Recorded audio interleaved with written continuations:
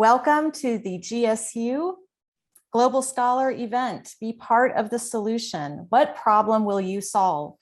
Today, we'll be discussing meaningful careers focused on the UN Sustainable Development Goals and how these goals are being achieved here at the local level.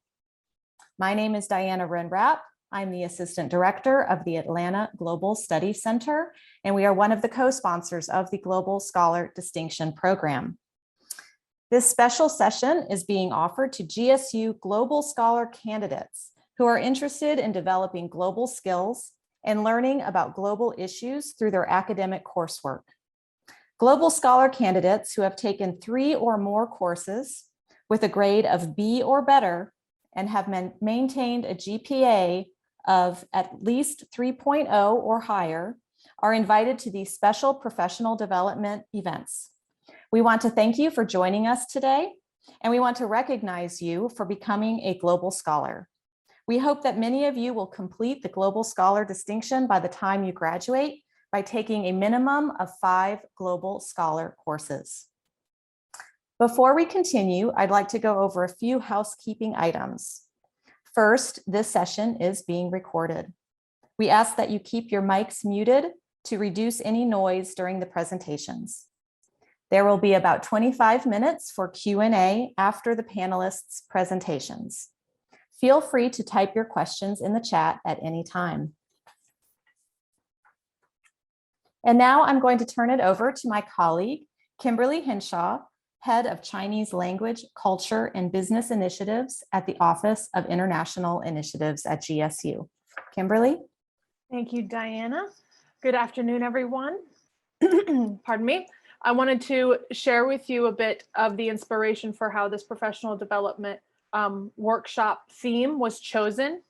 I want you to take a moment and think back to a time when you were in elementary school and thinking about if you were ever asked what you wanted to be when you grow up.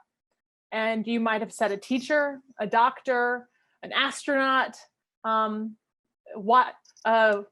wide variety of those items. But that is now starting to be considered the way of the past.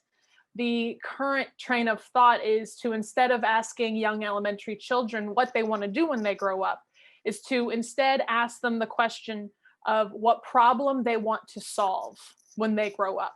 So that is where the inspiration for this session came in today, is to give you opportunities to think about the wide, vast, and variety of issues that we face in Atlanta, in Georgia, in the United States, and globally as the human race. And what areas and issues interest you? What problems do you want to solve? So to start, it's my great honor to introduce Crystal Jackson, one of our speakers today. She is the Principal Sustainability Planner for the Atlanta Regional Commission, the Regional Planning and Intergovernmental Coordination Agency for an 11-county area. She works with local governments and partner organizations to improve the region's environmental footprint. In addition, she connects the wealth of talented university students, like yourselves, in the region with local governments in need of technical assistance through the Sustainable Connections Internship program. Crystal also serves as the coordinator for the Model Atlanta Regional Commission, which is a youth leadership program that engages students in experiential learning with the region's leaders and experts in transportation, natural resource sustainability, community development, and more. Thank you for joining us today, Crystal. I'm very excited to hear your presentation. But now I'll pass it back over to Diana.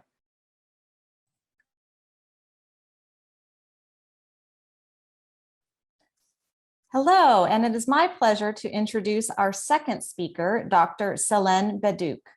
As an educational leader, Dr. Bedük has more than 20 years of international experience in classroom education, program and research administration, along with consultancy in transforming UN SDGs to product and content development. While the majority of her experience is at the higher education level, she has also had the opportunity to work with middle and high school staff and students and district leaders in numerous educational initiatives focusing on the promotion of sustainable practices in educational organizations. Mrs. Bedük offers benchmarking to various nonprofit, cultural, and governmental partners in Georgia, leveraging her access to the best global education practices across the world. Her research interests include sustainability practices, climate change, GHG emissions, waste management, eco-friendly environmental solutions, mitigation policies, conflict resolution, human rights, entrepreneurship for women, and the integration of UN SDGs into K-16 curricula. Crystal and Selen have prepared short presentations to tell us more about themselves, their career paths, and their organizations. Let's start with you, Crystal. Thanks, Diana. Let me share my screen here.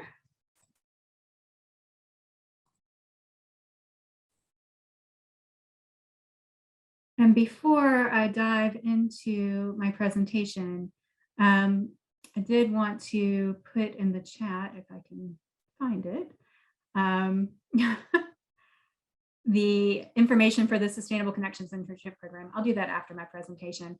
But I'm not going to be talking about it today, but the registration deadline, the application deadline is April 22nd, so coming up later this month, and it is meant for students of all majors who are interested in working with either a local government or a nonprofit who is in need of sustainability program assistance. So it takes a variety of different projects that communities need help with. And so whether you're a marketing major, earth sciences major, a public policy major, any of those and beyond, please look into the program if you're interested in an academic year-long internship, most of which are paid here in Metro Atlanta. So that's my quick plug for that. And let me pop up a presentation. So just a quick overview of my journey to an SDG-based career.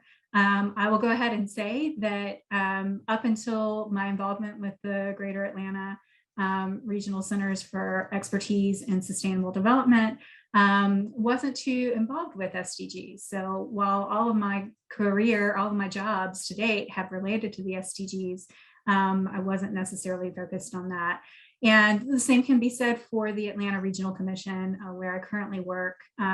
It's a 11 county focused regional planning agency that covers anything from workforce development to older adults to transportation, mobility, data analytics, natural resources, community development, water resource planning, you name it, we probably cover it. And it's a great organization to work with, but I will just make a disclaimer that we, with our regions plan, don't actually call out specific SDG goals that we're trying to address. However, the SDG goals or the global goals that Selen will talk to you more about in her presentation definitely apply to everything that we're doing. And so I consider myself to have an SDG-based career. And hopefully you'll see that as I talk to you a little bit more about my journey. First off, I wanted to get some information from you. If you have a laptop or a phone with you, if you go to pollev.com, and then once there, type in CDEV 555, it will bring up this question. You can also join by text. It's not quite as fun as doing it on the web, but you can join by text as well by texting CDEV 555 to 22333. Now, while you're doing that, the question that we're answering is, what global problem would you like to help solve? Kind of going back to what Kimberly was saying about kids and what they'd like to help solve. And if it's more than a one-word answer, so for instance, if your answer is, I want to solve poverty, you would put in poverty. But if your answer is end poverty, you would hyphenate, put a hyphen in between the word end and poverty. And that's only because this word cloud generator doesn't like spaces in between words. So with that, I'm going to open up the responses, and I encourage everybody to participate. So you'll see the instructions at the top of this slide in case you're still working on getting there. but you should be able to type in your responses.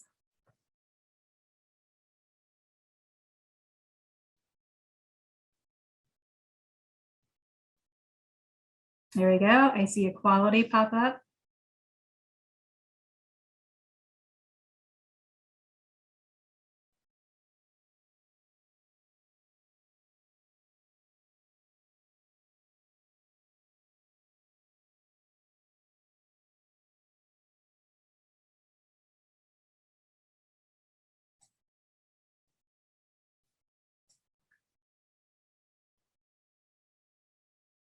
I'll just give you one more minute.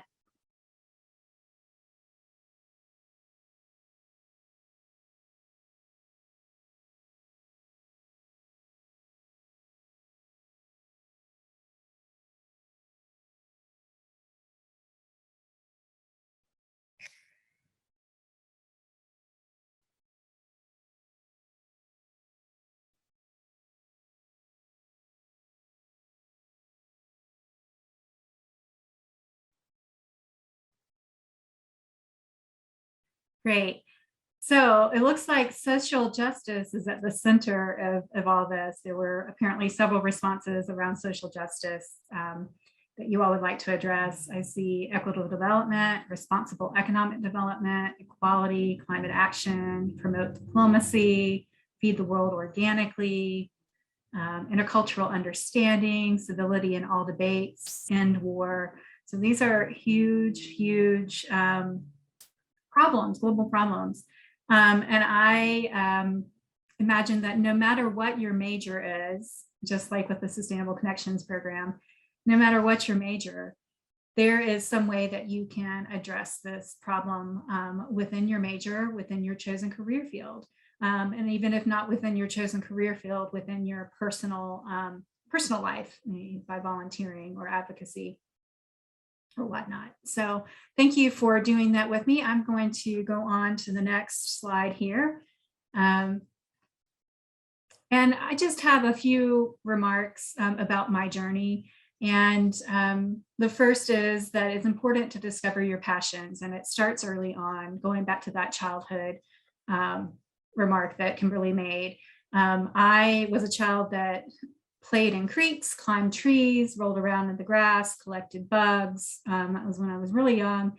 But even through high school, you know, I founded our Earth Club to help address and bring awareness to the fact that the ozone hole existed, and we had endangered species that were being killed. And so my passions for the environment and sustainability and the earth started from a very, very early age.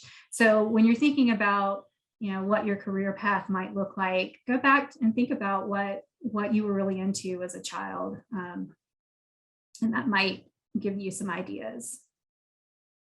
Another thing to know is that the path is unknown, and that's okay. So in high school, I was told that I should become a teacher. My AP biology teacher recognized some things in me and said, you know, Crystal, I think you'd be a great teacher. And I had it stuck in my mind that I needed to be an engineer. Like that was where the jobs were, that's where my skills lied. So when I went to college at UNC Charlotte, I started out as an environmental engineering major. Did that for a year and decided, well, I could do the work. I just wasn't very excited about that major. And I was lucky to have a friend who was studying earth sciences and said, you know, I really think you would like earth sciences. Why don't you come check it out? And it was like a light bulb went off. And that's where I decided to do my major. So it's okay to switch. I know some of you are probably farther down the path at this point, but know that just because your major isn't one thing, you're not limited to doing a career in that. And I think that's important to know. And I continued my path with environmental sciences, earth sciences by working part-time for my university's outdoor program, helping with the kayaking trips, backpacking trips, caving trips. And I got a job as an environmental educator in my junior year and did that until I graduated. And I was like, you know, this is what I want to do with my life. I want to be an environmental educator. So from there, I think it's important to know that you can be flexible and it can lead to things you never knew. So be open to new opportunities, job opportunities that maybe you don't necessarily equate with what your major was, but maybe you have some skills that apply, because you never know how that's going to turn out. And for example, I moved down here after college and got a job at the Chattahoochee Nature Center in Roswell. I was a summer camp counselor at first and then assistant public programs manager. And that was great. I loved my work. But I couldn't really earn a living off of that. And I had some loans to pay back, college loans.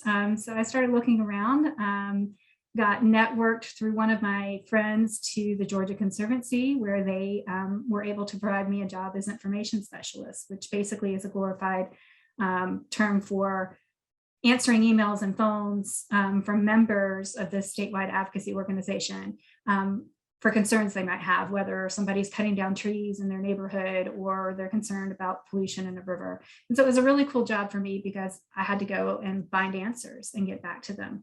So not necessarily what I saw myself doing coming out of college, but it was really cool. They also got me trained up as a certified lobbyist. So I got to go down to the Georgia Capitol and talk to legislators and learn how laws were made in the state, kind of how the sausage is made. So it was really interesting. I found out that I do not want to be a lobbyist as a career, not my thing, but it was really cool to have that experience. And from there, I went to the Blueprints program, became its manager. And this is a program that helps communities throughout the state plan for their future, whether it's they're along a big corridor that's not really great and they want to come up with a plan for making it more walkable, more livable, less air polluted. Or one of the program projects I worked on was in Macon, and the community wanted to turn the Ickmulgee Indian Mounds into a national park. And that was many, many years ago, but now that's happening. And we were the ones that helped the community put together the plan that would help make that happen. And while that was happening, after a few years of graduating from my undergraduate degree, I discovered the field of planning. I had no idea that city and regional planning was a thing until I started working at the Georgia Conservancy. And so I got my master's at Georgia Tech while I was working for the Georgia Conservancy. And after that, went on to start working for the Atlanta Regional Commission, where you would think, because we're a planning organization primarily, that I would have been a planner. But I didn't start out as a planner. I started out as a program specialist in local government services. And what that meant was I helped local governments figure out how to work more efficiently in their management and operations. I did some economic development work. I helped with leadership programs that ARC has, the Regional Leadership Institute and the LINK program. And I helped put together the curriculum and lead the Community Planning Academy, which is an educational program for local government staff and elected officials and just interested citizens who are interested in finding out more about how planning works in the region and special topics like sustainability or water resources planning or economic development. And so I kind of put my educator hat on that my high school student had, or my high school teacher had recognized way back when, and was able to put those skills to use. And it was a really cool job. When a position opened up in natural resources for a sustainability planner, I jumped over to that and was able to get back to my earth sciences sustainability skills, working with local governments to help them green their environmental footprints through the Green Communities program. Through that, I recognized that they didn't have a lot of resources to work on sustainability initiatives. So I created the Sustainable Connections Internship program to match college students like you with cities and counties and nonprofits in the region to help get that done. And currently, as was mentioned in my introduction, I have been tasked with working on a couple programs around youth development and leadership, one of them being the Model Atlanta Regional Commission for high school students. And the other one is a very, very new internship program called the Center for Livable Communities Summer Internship Program, which is focused on diversifying the pipeline of students who come into the planning field. So really looking at getting more persons of color into the planning field, because right now it's fairly homogenous. So we want to change that. So, you know, I wasn't expecting that 2 years ago at the beginning of the pandemic, but I've been tasked with taking those on over the past 2 years. And it's been really cool because I've been able to, you know, apply some of the skills I wasn't using to that. And so just be flexible, going back to that, just be flexible and be open to opportunities. And add to your suitcase. So get certifications, do internships. If there's leadership programs you can go through, do those. I'm a certified lead green associate, a certified sustainability practitioner, and I've also gone through the Institute for Georgia Environmental Leaders, also known as IGEL, just to name a few. And so all of those help build your skills, build your network, which is really important. Who you know, you'll find out is very, very good for making connections, jumping over to different jobs and careers. So definitely do that.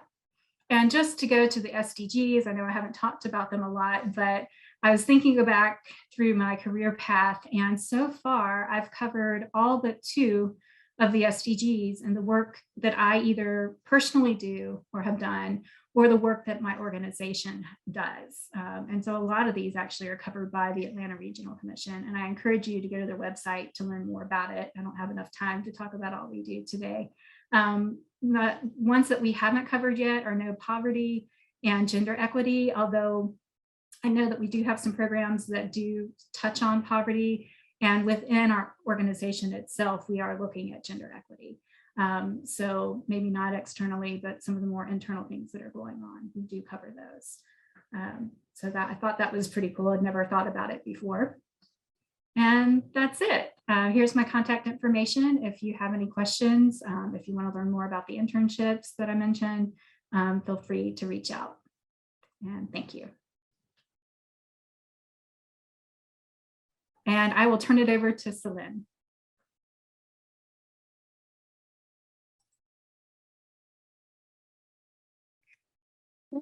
Share my screen. And by the way, that was a great poll results, Crystal. Thank you for doing that. Thank you.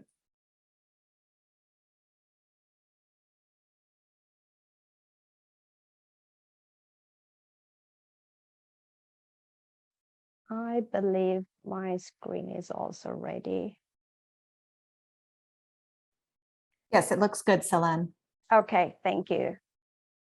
I'm sorry for it's not a kind of, great format, but I'll try my best. Okay, so hi everyone. Thanks a lot for this valuable opportunity to talk to young, brilliant, and global-minded people today. So I would like to start with a very small, but indeed a very important video message by UNDP last year to emphasize the importance of human life on Earth and its relation to a sustainable world. Let's start with this small video.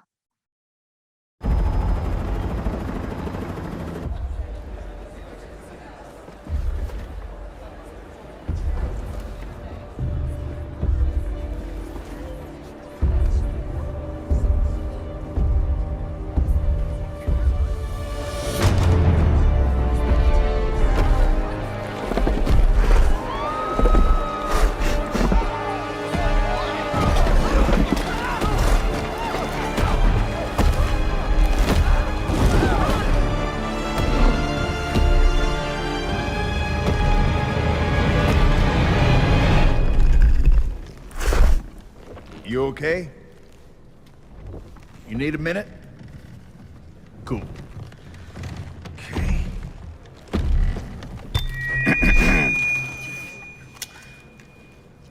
Listen up, people. I know a thing or two about extinction. And let me tell you, and you'd kind of think this would be obvious, going extinct is a bad thing. And driving yourselves extinct? In 70 million years, that's the most ridiculous thing I've ever heard. At least we had an asteroid. What's your excuse? You're headed for a climate disaster, and yet every year governments spend hundreds of billions of public funds on fossil fuel subsidies. Imagine if we had spent hundreds of billions per year subsidizing giant meteors. That's what you're doing right now. think of all the other things you could do with that money. Around the world, people are living in poverty. Don't you think helping them would make more sense than, I don't know, paying for the demise of your entire species? Let me be real for a second. You've got a huge opportunity right now. As you rebuild your economies and bounce back from this pandemic, this is humanity's big chance. So here's my wild idea. Don't choose extinction. Save your species before it's too late. It's time for you humans to stop making excuses and start making changes. Thank you.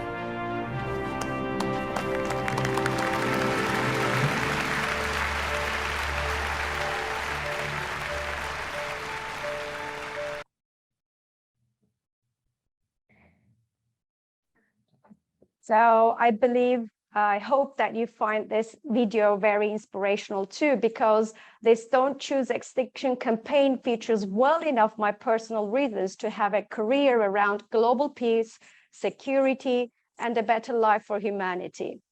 The campaign's primary significance is to promote a collective intelligence platform around the world, named as the Global Mind Pool, to help tackle the most important issue of our time, which is climate change. The Global Mind Pool aims to better inform and equip policymakers in government, civil societies, and the private sector. That perfectly aligns what I do as a consultant, in which I provide the strategy needed for business processes in the adaptation of UN SDGs. I believe after watching this small inspirational video, you would also feel motivated to look for a job which has a meaningful content or which has a meaningful purpose for you. Let's move with the next slide. So now I would like to continue to give you thorough information about the UN body of organizations. So as you might see from here, it's huge. The UN body of organizations aims to create just only one place where the world's nations can gather together, discuss common problems, and find shared solutions. Sometimes I can honestly say that there are some times that we're not totally successful, but they're trying their best. So the United Nations is an international organization founded in 1945, just right after the Second World War, and currently made up of 193 member states. And UN body of organizations comprise many programs, funds, specialized agencies, each of which have their own area of work, leadership, and budget, and also ready to provide you voluntary internship and paid jobs in their organizations. Some of the very well-knowns are United Nations Development Program, that we say UNDP, UNEP, UNICEF, UN Habitat, and UNFPA, which is the UN Population Fund.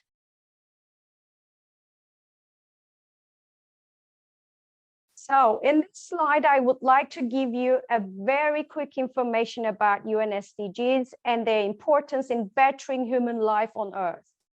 The UN SDGs, recently called as Global Goals, is a collection of independent but interconnected goals carefully designed to give all of us on our planet a better future, with hundreds of targets and measurement indicators toward a date of 2030.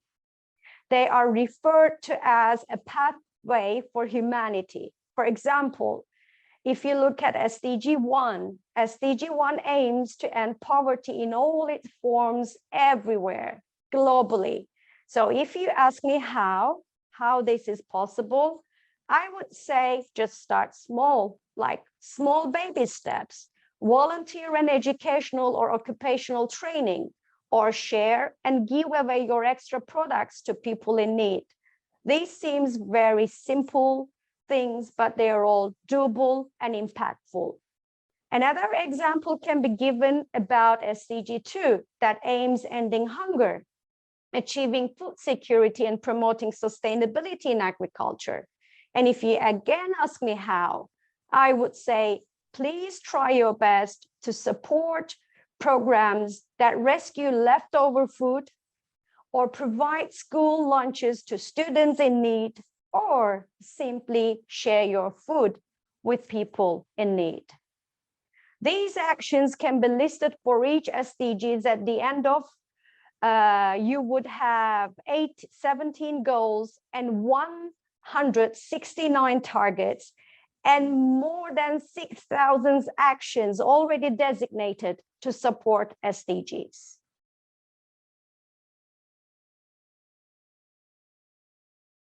So why should you consider careers, internships, or voluntary experiences focused on sustainability? What should be the reason for looking for this? Today, we are making a progress, but this progress and the implementation of SDGs is being made in many countries, but overall, actions to meet the global goals is not yet advancing at the speed or the scale required. Let me share this small video with you that is delivered by the UN General Secretary Antonio Guterres first.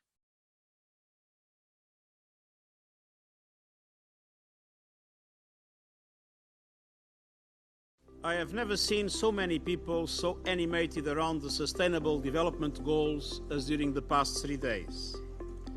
From the SDG Action Zone on our lawn to billboards in Times Square, the SDGs are everywhere as they should be.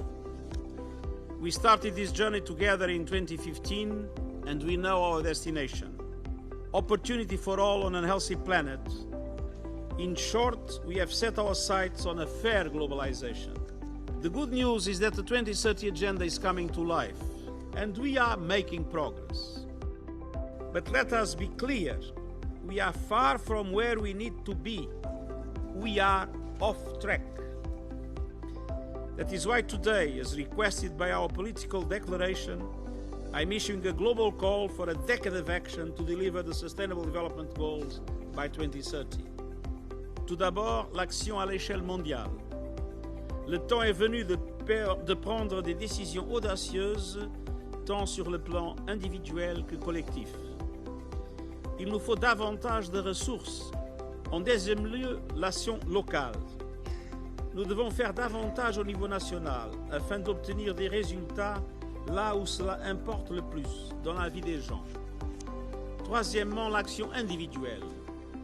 J'appelle la société civile, les associations locales, les médias, le secteur privé, les syndicats et les universités, entre autres, à plus que jamais travailler, mais main dans la main, vers des objectifs communs. We have the best solution in the Agenda 2030, our blueprint for a fair globalization.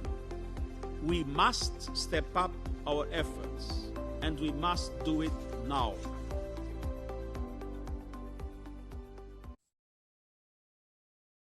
Yes, so as it is mentioned in here, so that's why we need you, the younger generation, to step up for a better, more sustainable future for humankind. And I would like to end my presentation to give you some idea about the ways how to get involved in the actions that is already designated around the world. So please feel free to explore all the options provided here to have jobs or voluntary experiences with a greater impact, not only on a local level, but also on a global scale. Also, please feel free to reach out to me for voluntary positions in UNA Atlanta chapter. And here I have also provided you with more slides about the recent COP26 objectives and information about the Paris Agreement to give you a better understanding of humankind's position on a global scale. Thanks for having me today.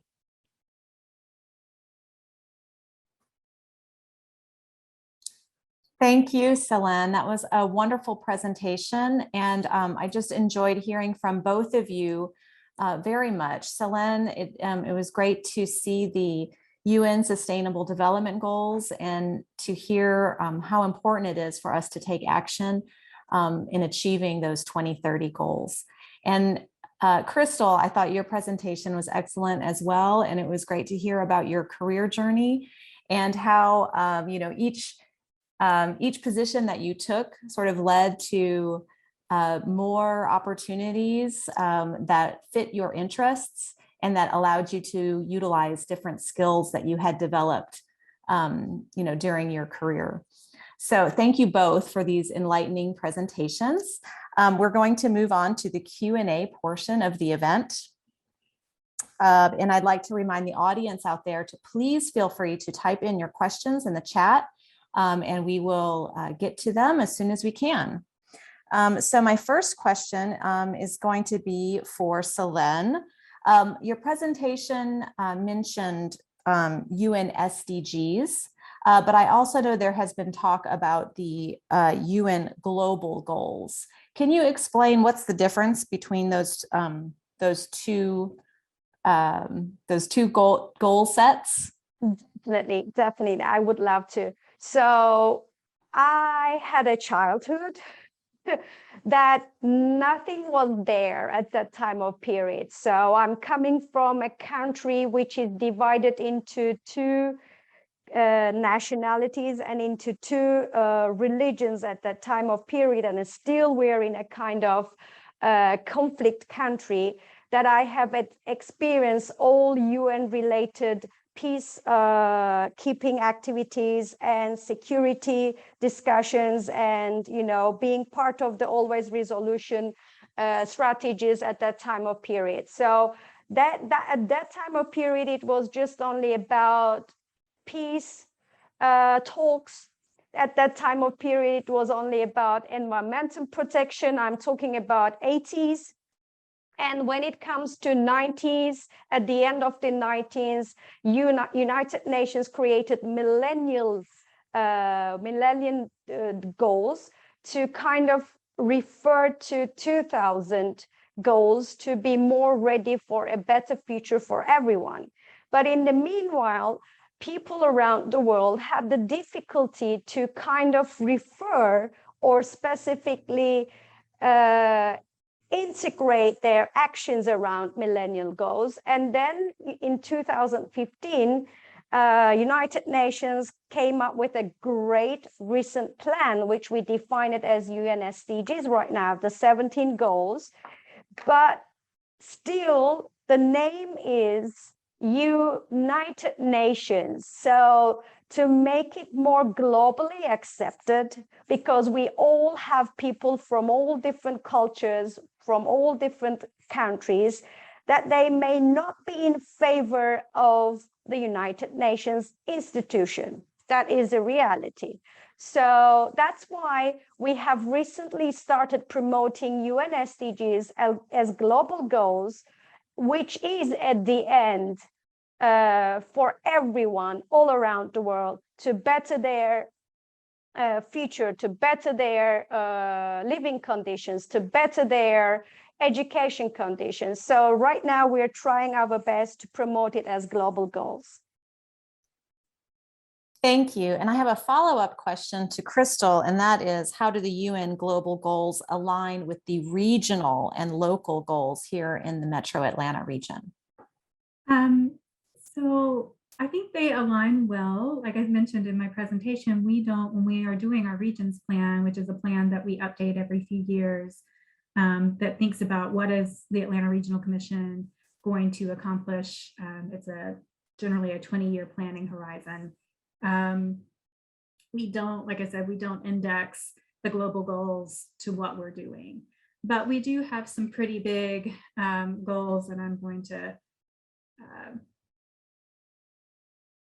pull up, if I can. Let's see. Escape out of this. I'll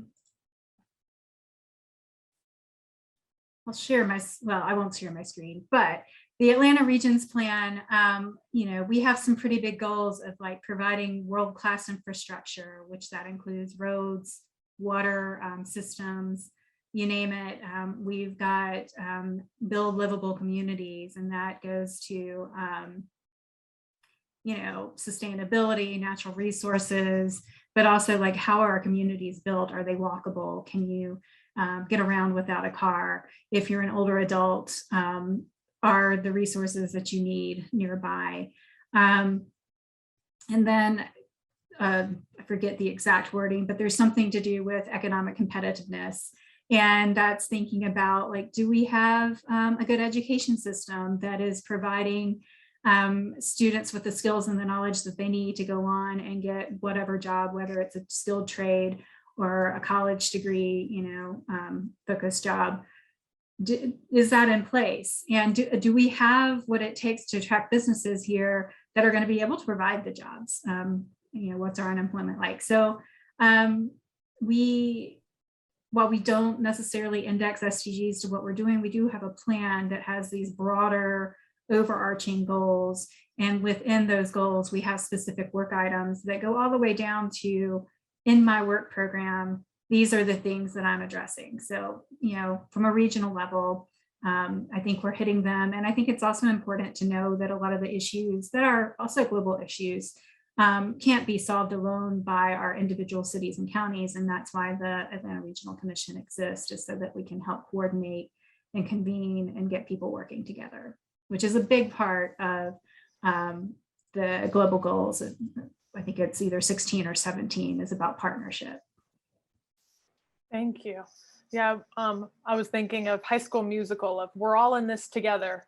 So it takes a lot of support. And you had also mentioned, in academia and skill building for students. So, to both of our speakers, I would love if you might be able to elaborate on what you would say are some of those top transferable skills that your organizations look for when they're looking for potential interns, when they're looking for potential employees, so that the students who are here today can take that knowledge with them and find ways to potentially develop those skills themselves for the future.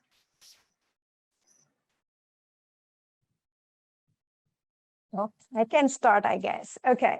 So for the UN body of organizations, the primary thing would be to have that global mindset, which is not a skill that you can acquire from any certificate program or any specific course. That is up to you to read a lot, to have that empathy feeling for everyone, to have that universal understanding feature on your mindset, and then to step into the qualifications.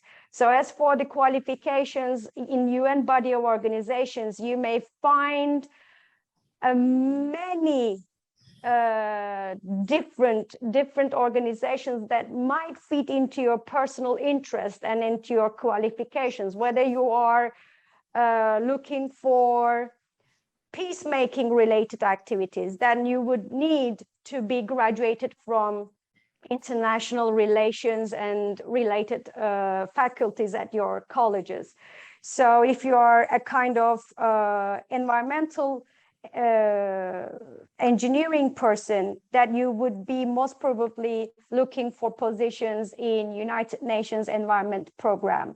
So these are all, all within all UN body of organizations, there will be different skill set that would be required, but this is huge. But you eventually have that variety in the UN body of organizations, but primarily the global mindset. Thank you. Crystal? Yeah, and I think along with what Selen said, if you go onto ARC's website and look at our job opportunities, at the bottom of each job description, we list ARC's guiding principles. And these are the overarching work habits and abilities that we look for any position at ARC. And that is to approach problem solving from an interdisciplinary perspective. So it's not just whatever the immediate problem is, but where are those connections? Be holistic in solving challenges and leveraging opportunities. So think beyond your work group to other partnerships, agencies, and people within your organization. Solutions need to be actionable. So what are we going to accomplish in doing this? Whether it's creating a new program or providing funding, what is the outcome? And outcome-based is another one. And then one of the biggest ones that we look for is ensuring our colleagues' success.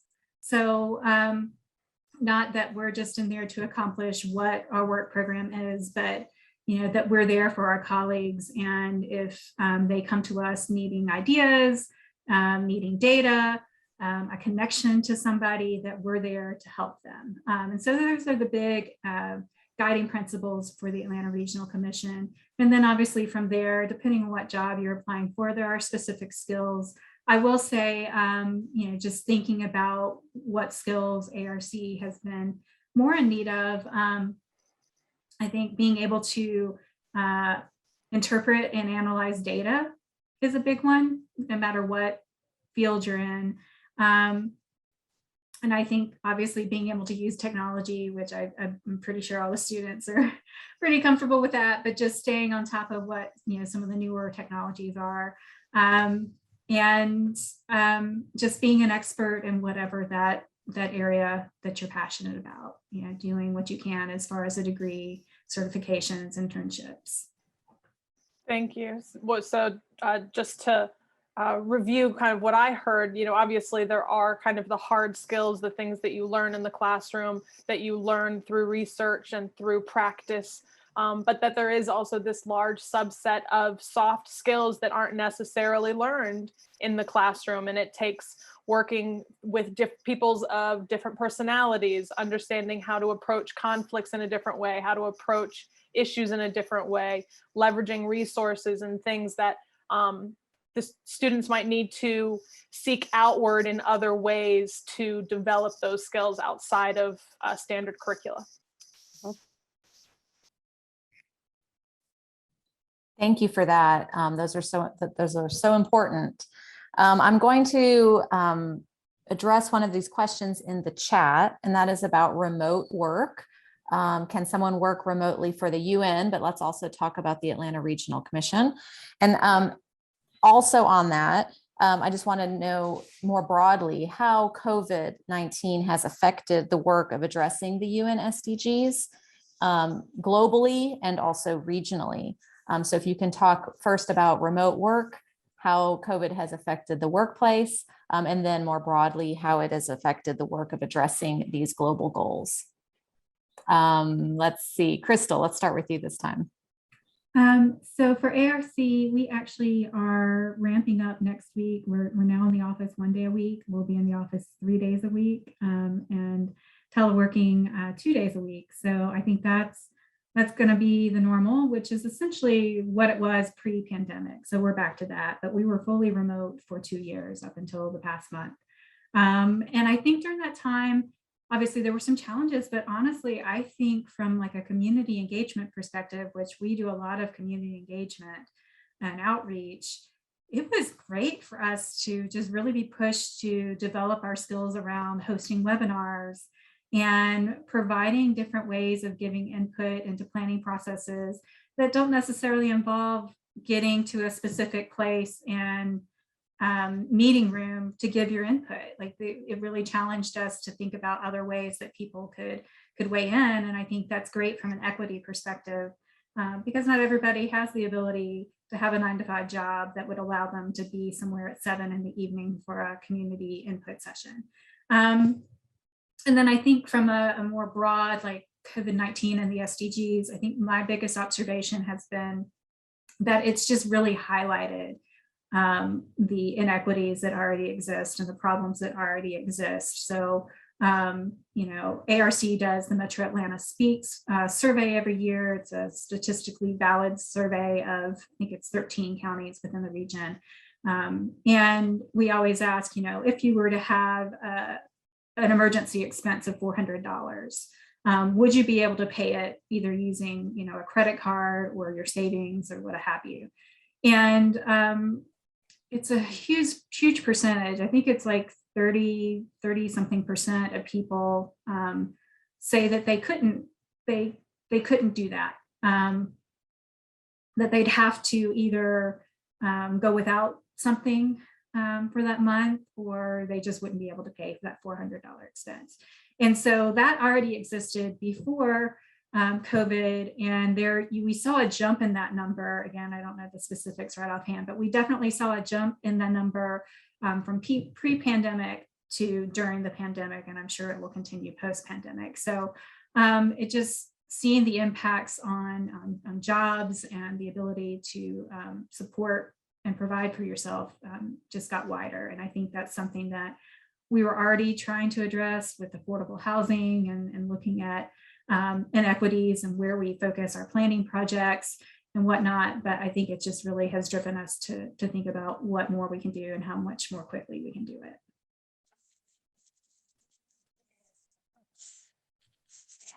For the UN, I would describe the UN body of organizations and divide them into two types of work of nature. The one which is desk-based and the other one which is field-based. So the ones which were based on the New York, Geneva, and Paris. So with the COVID-19, to meet with people on a virtual environment, to arrange meetings and conferences and webinars, that really helped us to reach more and more people around the world. That was one benefit of the COVID-19 pandemic that taught us. But the other than that, the ones that work within the UN body of organizations, but they were supposed to work in Ghana, Rwanda, or Bolivia, or any different parts of the world right now. In Ukraine, UNICEF is, intensively working right now in Ukraine region. So as for these people who works in the field, that was tough. So I would say that it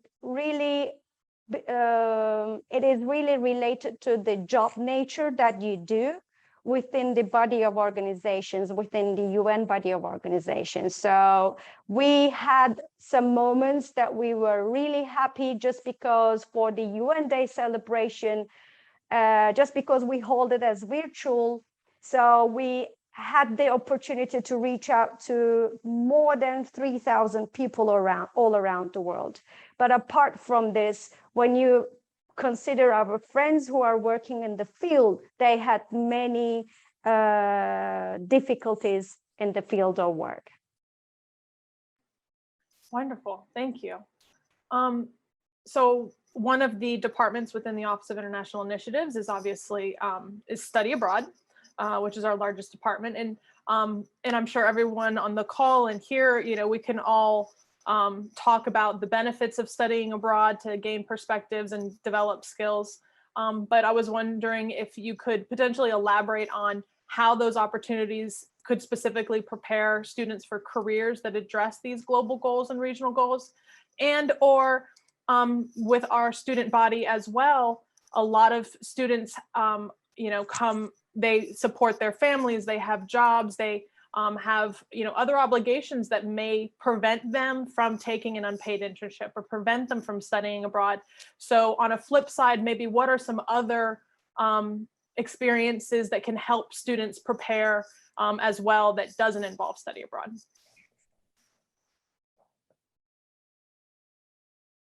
Crystal? Start with Crystal. So one thing I didn't mention in my journey presentation is that I did study abroad. I studied abroad in London for nearly a year. And I was fortunate in that my school had a program, it's like a sister university. So I got all of my classes approved before I went. So I wasn't losing any time working towards my degree. So every class that I took there was pre-approved and it counted towards my degree, which was great. And I paid my tuition at my home institution. So the tuition didn't change. And I was fortunate to have a small scholarship amount that allowed me to cover some of my living expenses abroad. And that was eye-opening for me. It was the first time I'd ever been, only the second time I've ever been on a plane, period. And then the first time I'd ever been out of the country. And this was in college, I think my junior year of college. And it was eye-opening for me because I was living in London, and the entire time I was there, I got in a private vehicle twice. The rest of the time, occasionally I would take a cab, but mostly it was walking, taking a bus, taking a train. And so that was eye-opening to me, seeing that you could get around without a car, and seeing that you could walk to the grocery store. I walked from one little suburb to the next to get to school. It was like a 15-20 minute walk, but it was pleasant. So for me, I think that really was eye-opening, because I discovered a different way of living. And that really has informed my desire to see places like Atlanta be more livable in that way, and be more environmental in that way. And then I also obviously did the backpacking around Europe, and that opened my eyes to other cultures. And I think that's just really important, is realizing there's different perspectives around the world, different ways of living, different values, that just overall just inform the person that I am today.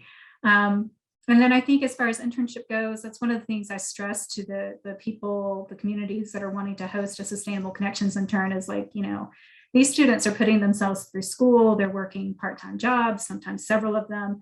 And so while you could offer an unpaid internship, there's a huge possibility that you will not find an intern. And so increasingly, since I started this program 6 or 7 years ago, most of the internships are now paid, and the suggested pay rate right now is $15 for an undergraduate, $17 an hour for a graduate level student. And so even that pay rate has gone from $12 to $14 an hour to $15 to $17 an hour, which we hope is a more competitive rate. So I'd say definitely, I think employers know they need to pay interns. So hopefully more of those opportunities, paid internships, are available, and sometimes go into part-time jobs beyond the internship. And, I think to the extent that you can volunteer, maybe it's not a huge a commitment as an internship, but, volunteer a few hours a month with an organization that's of interest to you is also a way to build your skills and something to put on your resume. That is great advice. Selen, do you have anything to add?